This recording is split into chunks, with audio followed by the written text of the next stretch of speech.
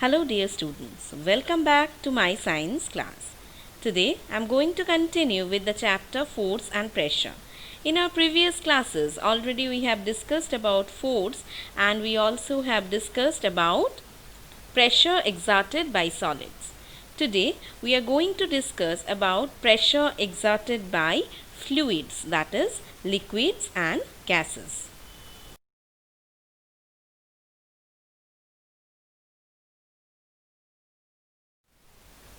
You are watching the channel Learn Science with Munmun Ma'am. So, let's start pressure exerted by liquids and gases. Fluid pressure is the pressure at a point within a fluid arising due to weight of the fluid. Fluid means we are discussing about both liquids and gases. They can flow, so they are fluid. They are having weight and they exert pressure due to their weight. Pressure within a liquid depends on the density of the liquid, the acceleration due to gravity and the depth within the liquid. So these are the factors that determine pressure inside a liquid. What are the factors? Density of the liquid, the acceleration due to gravity and depth within the liquid. The pressure exerted by such a static liquid increases linearly with increasing depth. That means with increasing depth, pressure also increases. The equation reads as pressure of fluid equal to rho GH. What is? Where rho is the density of the liquid, G is the acceleration of gravity and H is the height of the liquid or depth of the fluid. So you can understand that the pressure exerted by fluid is directly proportional to its density and its gravity, acceleration of the gravity, and of course the increasing depth. Depth increases, so pressure also increases. Okay, so this is the equation. P, pressure of fluid, equal to rho GH.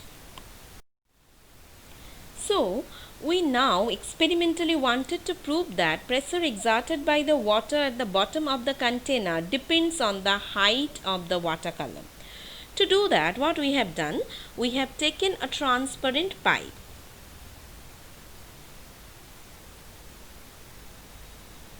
We have attached a balloon below the transparent pipe. Right? Now what we are doing, we are filling the transparent pipe with water and we will see that the balloon is bulges out. So with the increasing amount of water in the pipe, we will see that the balloon is bulges out even more. So that experiment proved that pressure exerted by water at the bottom of the container depends on the height of the water column. Whenever height of the water column increases, balloon is bulging even more.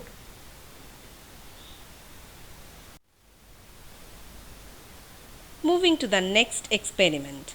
Liquid exert pressure on the wall of the container. In the previous experiment, we have seen that the liquid exert pressure on the bottom of the container. So now we want to see whether liquid can exert pressure on the wall of the container as well. Right? So we have again taken a container and at the side we have created a hole.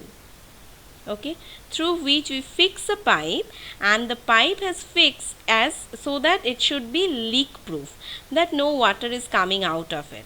Then we have attached a balloon with it. Okay, after fixing the balloon, we are filling the bottle with water and we will see that the balloon is bulging out. That means liquid can exert pressure on the wall of the container too. This is another experiment to prove that liquid pressure increases with its depth. To do that, what we have done, we have taken a water reservoir. and then we have made several holes along with the length of the water reservoir. Okay, we have sealed all the holes and we have filled the water reservoir almost with water. Then we have removed all the holes. After that, what we will observe? We will observe that the water coming out from the lowest hole, that is the strongest jet, because the height of the water column is maximum over that. So water that is coming out from the lowest jet is crossing maximum distance. Okay, and water that is coming out from the topmost hole is the weakest jet, because the length of the water column is minimum on over that. So the water that is passing through the topmost column or topmost hole is crossing the least distance. So this experiment again proves that liquid pressure increases with its depth. So far what we have gathered is liquid in container has weight. The weight exerts a pressure on the liquid below it. The pressure at any point in liquid acts in all direction and will increase with depth. We can calculate the liquid pressure equal to H rho G, where H is the depth, rho is the density of the liquid, and G is the acceleration due to gravity. The pressure in liquid increases with its depth, as you can see in the formula that H is directly proportional to the liquid pressure. And lastly, that is most important, that pressure in the liquid does not depend on the shape or size of the container. It does not depend on the shape and size of the container. Just you see this, different sized container are there, so amount of water is different and container shape is different, hence you know that liquid get the shape of the container, that is also different. But the pressure as a given point will be same because depth is same. So pressure in liquid does not depend on the shape or size of the container. This is what we gathered from the experiments that already we have done. Another one, liquid exert equal pressure at the same depth. For that we have taken a container, we have made hole in different direction but at the same depth. Okay, we have sealed the container and then we have filled it with water and we will remove the seal together. We will see that water is covering almost the same distance from each hole that is present at the same depth. So it is proving that liquid exert equal pressure at the same depth. Now, can we measure that how much pressure is given by a liquid? Yes, definitely we can do that. We can do that with the help of a manometer. Okay, just look at the manometer. It's a U-shaped transparent glass tube.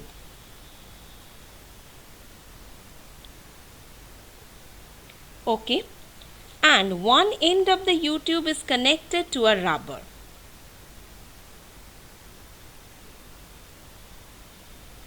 Okay, and whose free end is fitted with a funnel.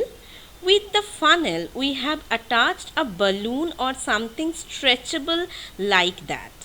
In the U-tube manometer, this is filled with water.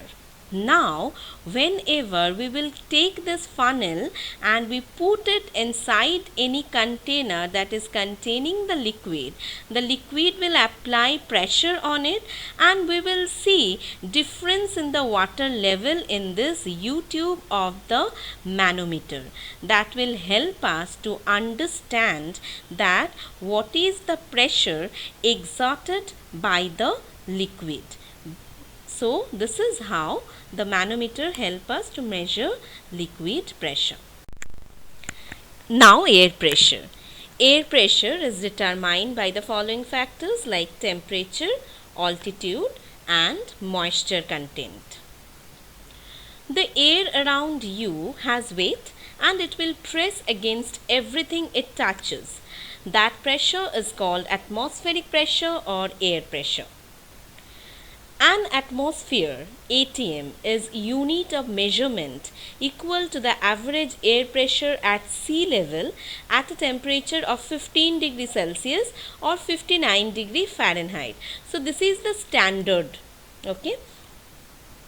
1 atmosphere is 1013 millibar or 760 millimeters or 776 centimeter or 29.92 inches of the height of the mercury. In SI system, it is 1.013 into 10 to the power 5 Newton per meter square. We know that SI unit of pressure is Newton per meter square and value is 1.013 into 10 to the power 5 Newton per meter square. Atmospheric pressure is commonly measured with a barometer. In a barometer, a column of mercury in a glass tube rises or falls as the weight of the atmosphere changes. This is one barometer. The simple barometer is also known as Torricelli barometer. Okay, where there is a glass tube which is full of mercury and that is inverted over a container that also contain the mercury. Whenever it is inverted, some mercury comes down and create a vacuum at the top of the inverted glass tube. Now this vacuum is absolutely vacuum, that means even no air is also there. So this is known as Torricellian vacuum. Mountain sickness, this is something related to air pressure. Atmospheric pressure drops as altitude increases. As the pressure decreases, the amount of oxygen available to breathe also decreases, right? At very high altitude, atmospheric pressure and hence the available oxygen is very low. So people can get sick and they can even die.